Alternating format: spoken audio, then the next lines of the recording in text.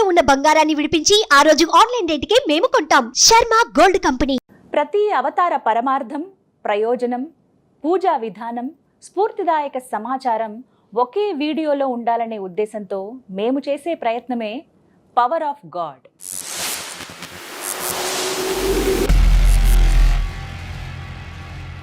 ఒక్కో ఎపిసోడ్లో ఒక్కో భగవంతుడి గురించి పూర్తి సారాంశం తెలియజేస్తూ సాగే పవర్ ఆఫ్ గాడ్లో ఈ వారం అల్లరి కృష్ణయ్య, మనందరి కృష్ణయ్య, ఆ శ్రీకృష్ణ పరమాత్ముడి గురించి వివరించేందుకు ప్రస్తుతం మనతో పాటు ఉన్నారు ఇస్కాన్ నుంచి ప్రణవానంద ప్రభుజీ. వారితో మాట్లాడి మరిన్ని విషయాలు తెలుసుకుందాం. Hare Krishna Prabhuji. Hare Krishna. Welcome to power of God.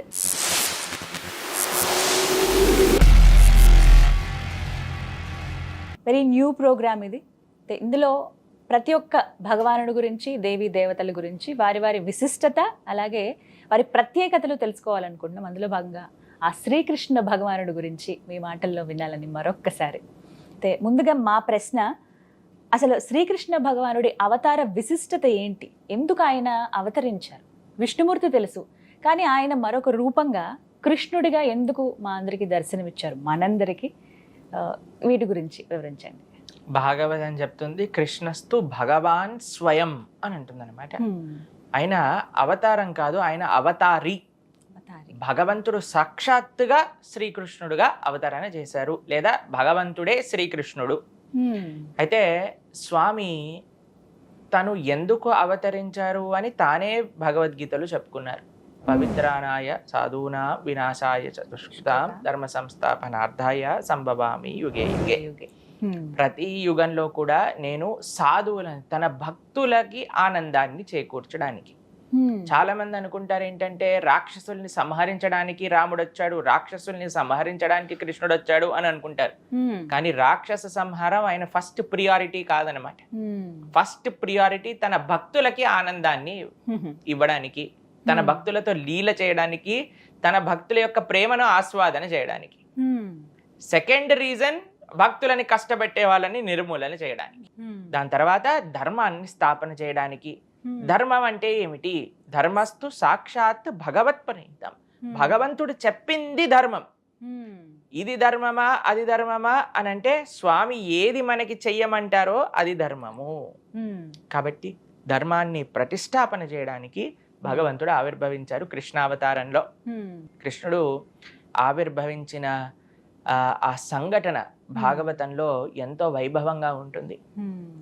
జలధరు Dehu నాజాను చతుర్బాహు సరసీలు జాక్షు విశాలాక్షు జారు గదా శంఖ చక్ర పద్మ విలాసు కంఠ కౌస్తుభమణి కాంతిబాను కమనీయ కటిసూత్ర కంకణ కేయూర శ్రీవత్సలాంఛనాంచిత విహారు సులకుండల ప్రభాయుత కుంటల్లాటు వైడూర్యమణి గణవర కిరీటు బాలు పూర్ణేందు రుజుజాలు సుగుణాల బాలు భక్తలోకపాలు కృపా విశాలు జూచి తిలకించి పులకించి యొబ్బి చెలరేగ వసుదేవుడు ఉత్సహింపే అని అంటారు భాగవతంలో.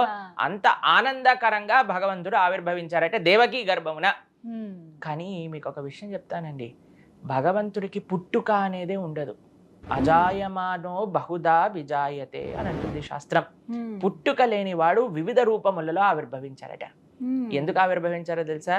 మీకోసం, మా కోసం, మనందరి కోసం ఆవిర్భవించారు. ఎందుకంటే ఆయనకు అంత ప్రేమ ఉన్నది కాబట్టి. దేవతలందరూ కూడా ఈ భూలోకాన్ని చూస్తే వాళ్ళకి వామిటింగ్ వస్తున్నట్టు అనిపిస్తుందట అండి. ఎందుకంటే అంత చెడు లోకం అట. అందరూ కూడా దేవతలందరూ మీరు చూసారనుకోండి, మీరు ఏదైనా మహాభారతం ఇలాంటివి చూసారనుకోండి, వాళ్ళందరూ ఇలా గాల్లో తేలుతూ ఉంటారు. ఇలా వచ్చి గాల్లో ఆగి అక్కడి నుంచి మాట్లాడుతూ ఉంటారు క్యారెక్టర్స్ తో అంతా. మీరు కుంతి మహారాణి ఎప్పుడైతే ప్రార్థన చేస్తుందో దేవతలందరికీ, వాళ్ళు ఇలా ఆకాశంలోకి వచ్చి ఆ పుత్రుణ్ణి ప్రసాదించి వెళ్ళిపోతారు. ఇవన్నీ మనం చూస్తాం. కానీ భగవంతుడి యొక్క కృప ఎటువంటిది అనంటే శ్రీకృష్ణుడు నేలపైన అవతరించి ఆ మట్టిని తిన్నాడు, మన్నుని తిన్నాడు. తాకట్టులో ఉన్న బంగారాన్ని విడిపించి ఆ రోజు ఆన్లైన్ రేటుకే మేము కొంటాం. Sharma gold company. మనందరినీ ఆకర్షించి కర్షతి ఇది కృష్ణ, ఆకర్షణ చేసి ఆయన వైపు తన మార్గంలో తిప్పుకోవడానికి భగవంతుడు ఆవిర్భవించారనమాట శ్రీకృష్ణుడి యొక్క స్వరూపంలో. అటువంటి అద్భుతమైన, సుందరమైన, most captivating form of God is Krishna. Captivating అంటే సరైన అర్థం అండి దానికి? ఎవరినైనా ఆకర్షించేవాడు. ఆయనని చూస్తే ఇంకా మనం తల తిప్పుకోలేమన్నమాట. ఆయన గురించి వింటే ఇంకా మన చెవులు వినకుండా ఆగలేవు. ఆయన నామాన్ని చెప్తే మళ్ళీ అసలు వినాలి. చెప్పకుండా ఆపలేమన్నమాట. అటువంటి సుందరమైన అన్నిటికంటే అత్యద్భుతమైన స్వరూపంలో స్వామి శ్రీకృష్ణుడుగా అవతరించారు. భగవంతుడికి పుట్టుక అంటూ ఉండదు అని మనం ఇందాక చెప్పుకున్నాం కదా.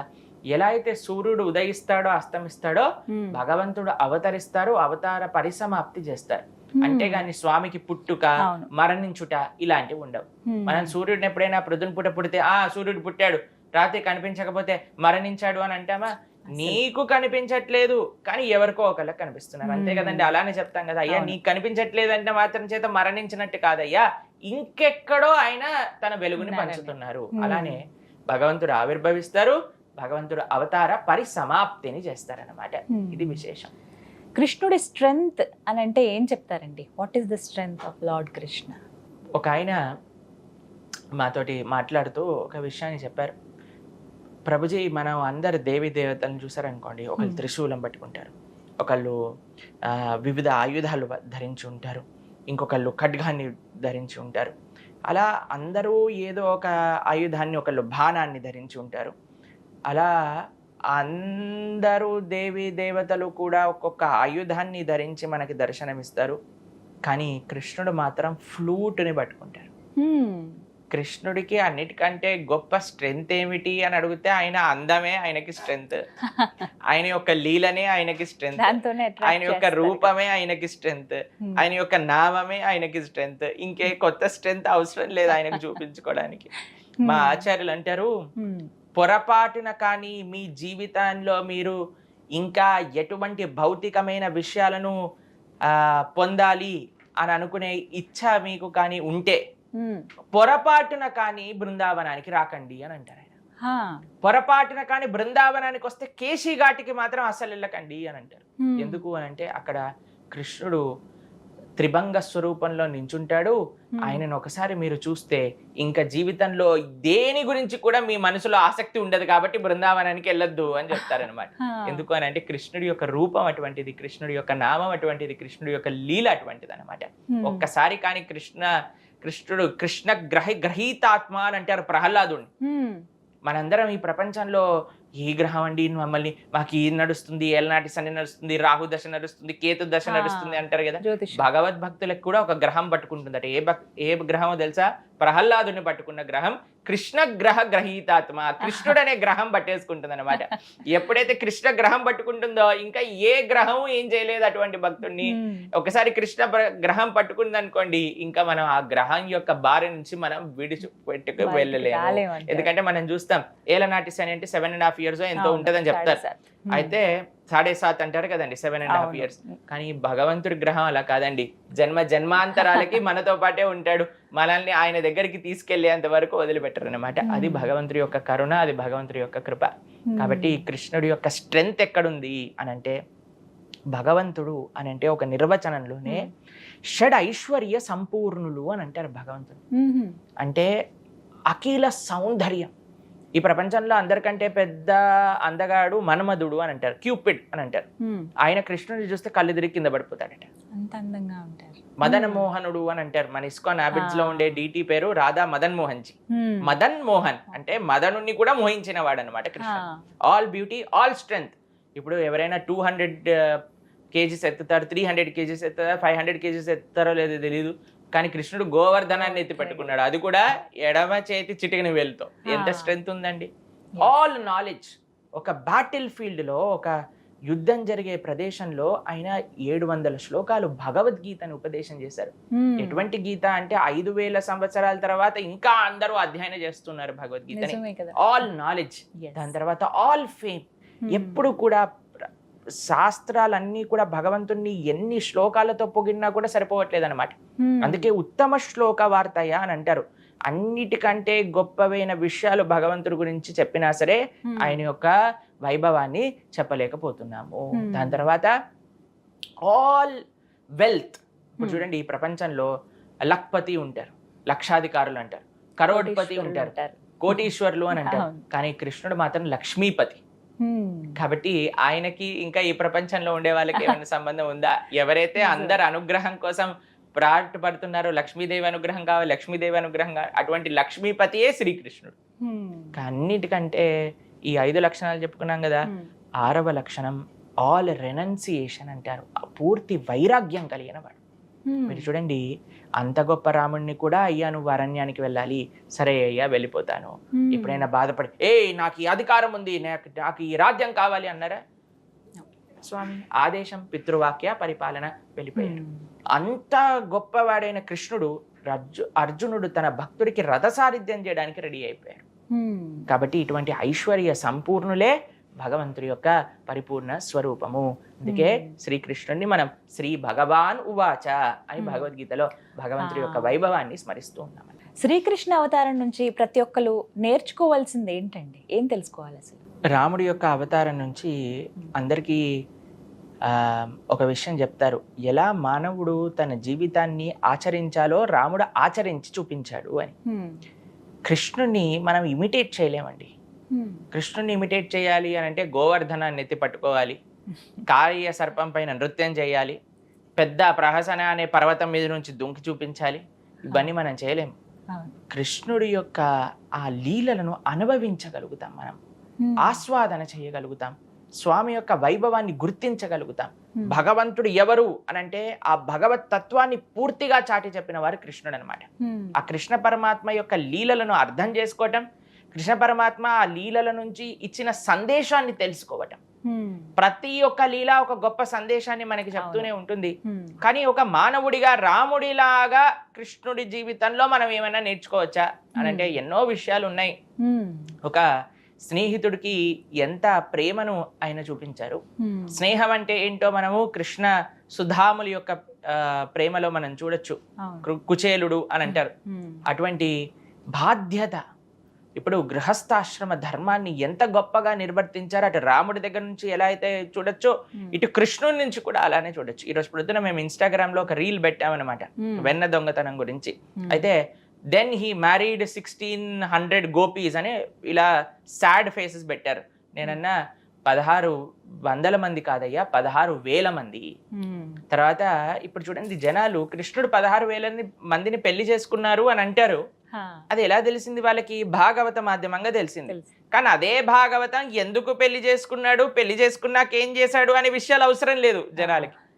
కాబట్టి కృష్ణతత్వం ఏం చూపిస్తుంది అంటే ఒక భగవంతుడి యొక్క ఐశ్వర్యం ఎటువంటిది, ఒక భగవంతుడు ఎలా తన భక్తుల్ని రక్షించగలుగుతాడు, ఎలా తన భక్తుల్ని ఆదుకోగలుగుతాడు అని చూపించింది కృష్ణతత్వం. అందులో ఒక గృహస్థాశ్రమం 16,108 మంది భార్యలు ఉన్నప్పుడు కూడా ఒక్క ఇంట్లో కూడా మీరు ఎప్పుడైనా విడాకులు ఫైల్ చేశారు అని విన్నారా? మీరు ఎప్పుడైనా? లేదా ఏదైనా కష్టాలు వచ్చాయండి మనల్ని అప్పుడు అడుగుతున్నాడు కృష్ణుడు అని విన్నారా? 16,108 మందిని ఆయన గృహస్థాశ్రమ ధర్మంగా స్వీకరించి గృహస్థాశ్రమ ధర్మాన్ని మొత్తం కూడా నిర్వర్తించారు. ఏంటి చూపిస్తుంది మనకి 16,108? 16,108 కాదయ్యా, 16 కోట్ల మంది వచ్చినా, 1600 కోట్ల మంది వచ్చినా, 16,000 కోట్ల మంది వచ్చినా కృష్ణుడు అందరినీ పోషించగలిగే శక్తి కలిగిన భగవంతుడు అని కృష్ణతత్వం మనకి నేర్పిస్తుంది. కాబట్టి భగవంతుడి గురించి మనం అర్థం చేసుకోవాలి అని అంటే మనం భగవంతుడి గురించి చెప్పిన శాస్త్రములు చదవాలి. కృష్ణుడి గురించి చెప్పిన శాస్త్రం శ్రీమద్ భాగవత. ఎప్పుడైతే మనం భాగవతం వింటామో, ఎప్పుడైతే మనం భాగవతం చదువుతామో అప్పుడే మన కృష్ణతత్వం గురించి అర్థం అవుతుంది. కృష్ణుడు చెప్పింది భగవద్గీత అయితే కృష్ణుడు గురించి చెప్పింది శ్రీమద్ భాగవతం. అసలు భాగవతం చదివితే, కృష్ణుడి యొక్క లీలలు చదివితే అసలు ఒక్కొక్క లీల ద్వారా కృష్ణుడు మనకి ఏం చూపించాలి అనుకుంటున్నాడు అనేది అవగతం అవుతుంది. ఎప్పుడైతే దాన్ని స్వయంగా మనం అనుభవిస్తామో అప్పుడు మన జీవితంలో ఉండే అన్ని రిలేషన్షిప్స్ కూడా ఎంతో పర్ఫెక్ట్ గా మారుతాయి అన్నమాట. చిట్ట చివరికి అన్నిటికంటే top most and the most important భగవంతుడికి భక్తుడికి ఉండే రిలేషన్షిప్ కూడా మనం శ్రీమద్ భాగవతం చదవటం వల్ల, కృష్ణుడి యొక్క లీలలు వినటం వల్ల, కృష్ణుడు ఏమేమి చేశారు తన లీలల్లో అని తెలుసుకోవటం వల్ల మనకి అవగతం అవుతుంది. ఒక్కొక్క దేవీ దేవతలకు కావచ్చు, ఎవరైనా భగవంతుడికైనా పూజా విధానం అంటూ ఒకటి ఉంటుందండి. అసలు కృష్ణ భగవానుని ఎలా పూజించాలి? పత్రం పుష్పం ఫలంతోయం యోమే భక్త్యా ప్రయశ్చతి అని భగవంతుడు చెప్పారు. భగవంతుడి యొక్క ఆరాధన పరమ సాత్వికమైన ఆరాధన. ప్రేమ అనేది భగవద్ ఆరాధనలో ముఖ్యం అండి. నువ్వు ఏం వస్తువు ఇస్తున్నావు? కొంతమంది చెప్తారనమాట, నువ్వు ఈ పూజలో ప్రసన్నం అవ్వాలంటే ఆ రాయి తీసుకొనిరా, ఈ చెట్టులో ఈ ఆకు పట్టుకొనిరా, ఆ నూనె వెయ్యి, ఈ ఒత్తు వెయ్యి, ఇలా దాన్ని ఉల్టా దిప్పు, ఈ ముగ్గెయ్యి, ఇలాంటివి ఏమి ఉండవండి భగవంతుడి దగ్గర. పత్రం పుష్పం ఫలం తోయం యోమే భక్త్యా ప్రయచ్చతి. అయ్యా నువ్వు ప్రేమతో నాకు ఏది పెట్టినా నేను స్వీకరిస్తా. సాత్వికమైనవి. ఏంటి సాత్వికమైనవి? భగవంతుడు పెద్ద మెన్యూ ఏమి ఇవ్వలేదండి, కాంప్లికేటెడ్ మెన్యూ.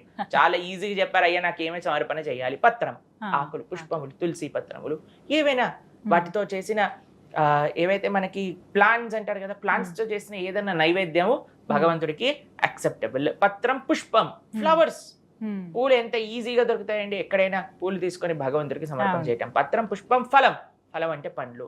తోయం అని అంటే నీళ్లు, పాలు, వీటన్నిటివి కూడా భగవంతుడికి సాత్వికమైన ఆరాధన, సింపుల్ ఆరాధన. భగవంతుడికి చక్కగా తులసి పెట్టి నివేదన చేయటం, తులసి పత్రములు, అలంకరణ, అభిషేకము, చాలా ప్రేమతో ఆరాధన.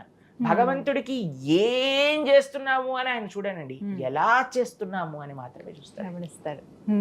ఎంత ప్రేమతో చేస్తే అంత మంచిది. ఇప్పుడు మీరు బృందావనాది క్షేత్రంలోకి వెళ్ళారు, అంతెందుకండి ఇక్కడ కూడా మేము ఎంతో మంది భక్తులకి చూస్తాము, వాళ్ళు ఎలా ఆలోచిస్తారు స్వామి గురించి. ఇప్పుడు సమ్మర్స్ కదండి, చాలా మంది భక్తులు కూలర్లు తెచ్చారు, వాళ్ళ గోపాల్ కూలర్లు పెడతారు ఇంట్లో, భగవంతుడికి కూడా చక్కగా ఇది అవ్వాలి. శీతల పానీయములు సమర్పణ చేస్తూ ఉంటారు, కుండలలో భగవంతుడికి నీళ్లు పెడుతూ ఉంటారు, చక్కటి నైవేద్యములు సమర్పణ చేస్తూ ఉంటారు. భగవంతుడు బొమ్మ అనుకునే వాడికి వాడి హృదయం రాయి, వాడి బుర్ర రాయి, కాబట్టి భగవంతుడు రాయిలాగానే కనిపిస్తుంది. భగవంతుడు సాక్షాత్తుగా శ్రీ విగ్రహ రూపంలో మన ముందు ఆయన పూర్తి శక్తులతో ఉన్నారు అని అనిపిస్తే ఆ భగవంతుడు అలానే మనతో రెసిప్రోకేట్ అవుతారు, అలానే మనం భగవంతుని సేవ చేయగలుగుతాం. ఆ సేవలో మనకి ఆ అనుభవం అనేది కలుగుతుంది. ఇది చెప్పి చెప్పి చెప్పి చెప్పి జనాలకు అర్థం కాదు, వాళ్ళు ఎప్పటి వరకు అయితే ఎక్స్పీరియన్స్ చేయరు. ఇప్పుడు నేను మీకు ఒక 2 గంటల సేపు గులాబ్ జామున్ గురించి ప్రవచనం చెప్తే ఏమీ లాభం అండి. ప్రభుజీ మీరు గులాబ్ జాముల గురించి చెప్పకండి, తెచ్చి ఇవ్వండి మాకు అని అంటారు. అంతేనా? తినంది మనకి ఏం తెలుస్తుందండి గులాబ్ జాముల గురించి. అలానే మేము భగవంతుడి యొక్క భక్తి యొక్క రసం ఏంటయ్యా, భగవంతుడి యొక్క ఆరాధనలో ఉండే మాధుర్యత ఏంటయ్యా, అక్కడ ఉండే ఎక్స్పీరియన్స్ ఏంటయ్యా అని ఎంత చెప్పినా సరే జనాలు ప్రశ్నిస్తూ ఉంటారు. మీరు చేయటం ప్రారంభం చేయండి, అప్పుడు మీకు తెలుస్తుంది. మన ఆచార్యులు, మన పూర్వీకులందరూ దీన్ని అనుభవించారు కాబట్టి వాళ్ళు అంత నమ్మకంతో దాన్ని ప్రతిపాదన చేశారు. మేము ఎక్స్పీరియన్స్ చేస్తున్నాం కాబట్టి మీరు చెప్తున్నారు. మీరు మాత్రం విని అది కాదు ఇది కాదు అంటే ఏం లాభం? దాన్ని స్టార్ట్ చేయండి మీరు కూడా ఎక్కడో ఒక చోట, అప్పుడు మీకు కూడా ఆ ఎక్స్పీరియన్స్ అనేది కలుగుతుంది. కాబట్టి భగవంతుడి యొక్క ఆరాధన చాలా సింపుల్ అండి, చాలా ఈజీ. ప్రేమతో ఏది పెట్టినా ఆ స్వామి స్వీకరిస్తారు. ప్రేమ ముఖ్యం. ప్రతినిత్యం ఆ శ్రీకృష్ణ భగవానుడి అనుగ్రహం మా మీద ఉండాలంటే ఎటువంటి మంత్రాన్ని జపించవలసి ఉంటుంది? చాలా గొప్ప విషయం. మనం ఇప్పుడు చూడండి, ఎవరైనా అటెన్షన్ మనకు కావాలనుకోండి, వాళ్ళ పేరు పిలిస్తే వెంటనే వాళ్ళు ఎక్కడున్నా సరే ఏంటి అని అడుగుతారు, అవునా? పలుకుతారు. మీరు ఎంత దూరంలో ఉన్నా గట్టిగా మీ పేరు పిలిచామనుకోండి, మీరు పలుకుతారు కదా. అలానే భగవంతుడి యొక్క అటెన్షన్ కూడా మనకు కావాలి అనంటే మంత్రము, భగవంతుడి యొక్క నామం అన్నిటికంటే సులభమైన మార్గం ఆయన అటెన్షన్ మన పైన పెట్టడానికి. అంటే ప్రభుజీ మనం పిలుస్తేనే భగవంతుడు మన వైపు చూస్తాడా? కాదు, అందరినీ చూస్తూ ఉన్నారు, కానీ నాకు ఆ అటెన్షన్ కావాలి. ప్రభుపాదుల వారు ఒక ఉదాహరణ చెప్తారు మీకు. ఆయన ఒక పార్క్ లోకి వెళ్ళినప్పుడు అక్కడ చిన్న చిన్న డక్స్ ఉన్నాయన్నమాట. అయితే ఒక ఆయన ఇలా ఇలా పెడుతూ ఉన్నారు, ఏవైతే గట్టిగా అంటున్నారో వాళ్ళకి ఇస్తున్నారు అనమాట. ఏంటి అని అంటే ఆయన అందరికీ పెట్టడానికే ప్రయత్నం చేస్తున్నారు, కానీ ఏవైతే అన్నిటికంటే గట్టిగా అరుస్తున్నారో దానికి ముందు కృపను ఇస్తున్నారు అనమాట. అవి ముందు తిండి పెడుతున్నారు, ఎందుకంటే ఆ ఎంతూజియాజం అది అలా చూపిస్తుంది. కాబట్టి భగవంతుడు కూడా మనం ఎప్పుడైతే మంత్రం చేస్తామో, నామం చేస్తామో, అది భగవంతుడికి ఒక విధంగా గ్రాటిట్యూడ్ చెప్పుకోవటం. ఏదో అడగటం కాదండి, అయ్యా నాకు ఇచ్చిన దానికి నీ కృతజ్ఞత అని. మనం శత్రు ఛేదైక మంత్రం, సకల ఉపనిషద్ వాక్య సంపూజ్య మంత్రం, సంసారోచ్ఛేద మంత్రం అని అంటారు. జప జప జన్మ సాఫల్య మంత్రము అని అంటారు. ఏంటా మంత్రము అని అంటే కృష్ణ మంత్రం. భగవంతుడి యొక్క నామాన్ని కృష్ణ, గోవింద, మధుసూదన, ముకుంద, వామన, శ్రీనాథ, నారాయణ, వాసుదేవ, శ్రీకృష్ణ భక్త ప్రియ చక్రపాణి, శ్రీ పద్మనాభ అచ్యుత కైటబారే, శ్రీకృష్ణ పద్మాక్ష హరే మురారే, అనంత వైకుంఠ ముకుంద కృష్ణ, గోవింద దామోదర మాధవేతి. ఆ కులశేఖరాల వాళ్ళు అంటారండి, కృష్ణ నీకు ఇన్ని సుందరమైన నామాలున్నా ఈ జనాలు పరకట్లేదు, ఏంటి వీళ్ళకి వచ్చే ప్రాబ్లము, వీళ్ళ వ్యసనాలలో పడి వ్యసనాభిముఖ్యం అని అంటారు. ఇంత టైం వేస్టర్స్, ఇన్స్టాగ్రామ్, వాట్సాప్ ఇవన్నీ చూడడానికి టైం ఉంటుంది, కానీ వీళ్ళకి నీ నామం పలకడానికి ఎలా టైం దొరకట్లేదు అని ఆశ్చర్యపోతారు అనమాట కులశేఖరాలు వారు. కాబట్టి కృష్ణుడి యొక్క అటెన్షన్ ఈజీగా కావాలి అని అంటే సింపుల్ మంత్ర, హరే కృష్ణ కృష్ణ కృష్ణ హరే హరే, హరే రామ రామ రామ హరే హరే. సింపుల్ గా ఈ భగవన్నామాన్ని జపం చేయండి. కలోదోష నిదే రాజన్ అస్తి ఏకోన్మహాన్ గుణాన్ కీర్తనాదేవ కృష్ణస్య ముక్త సంగ పరంబ్రజే. అన్నిటికంటే సులభమైన మార్గం, అన్నిటికంటే గొప్పదైన మార్గం భగవన్నామ స్మరణ. అలాగే అత్యంత నిర్మలమైన మనస్సుతోటి ఆ కృష్ణ భగవానుడిని పూజిస్తే ఆయన మనకి అనుగ్రహించేది ఏమిటి?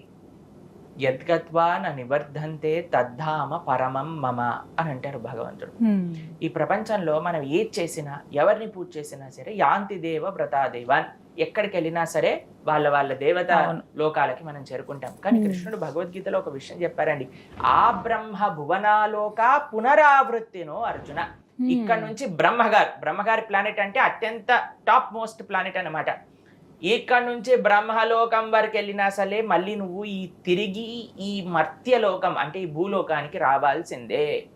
ఆ బ్రహ్మ భువనాలోక పునరావృత్తినో అర్జున మాముపేత్యతు కౌంతేయ, నన్ను కాని ఆశ్రయిస్తే పునర్జన్మ న విద్యతే, మళ్ళీ పునర్జన్మ అనేది ఉండదు.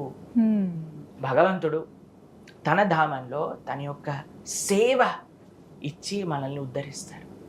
భగవంతుడికి అన్నిటికంటే గొప్ప కృప మన పైన చూపించడం ఏంటి అంటే తన భక్తిని ఇవ్వటం, తన భక్తుల యొక్క సాంగత్యాన్ని ఇవ్వటం, మంచి భగవద్భక్తి మార్గాన్ని ఇవ్వటం, తన పట్ల శ్రద్ధాభక్తి విశ్వాసాలను ఇవ్వటం. ఇదే భగవంతుడు చూపించే అత్యంత కృప. ఎవరైనా భౌతికమైన కోరికలు ఎవరైనా తీర్చేయచ్చండి, దేవతల దగ్గరికి వెళ్ళాల్సిన అవసరం లేదు. ఎవరైనా సిద్ధ బాబా, ఇప్పుడు మనకు తెలుసు మన ఇండియాలో పెద్ద పెద్ద బాబాలు ఫేమస్ అయిపోయారు అనమాట.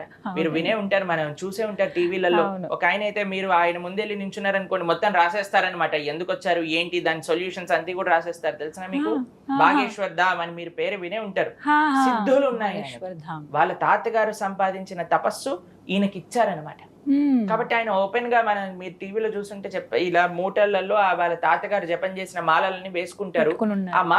ఆ మాలల వల్ల, ఆ సాధన వల్ల ఆయనకు ఆ సిద్ధి వచ్చింది. కాబట్టి ఏదో దేవతల్ని పూజ చేయాల్సిన అవసరం లేదండి. సిద్ధి కావాలంటే ఎవడైనా ఇచ్చేస్తాడు. మీకు ఆరోగ్యం బాగుండాలంటే డాక్టర్ దగ్గరికి వెళ్ళండి, భగవంతుడి దగ్గరికి వెళ్ళాల్సిన అవసరం లేదు. డాక్టర్ మన నయం చేసేస్తాడు.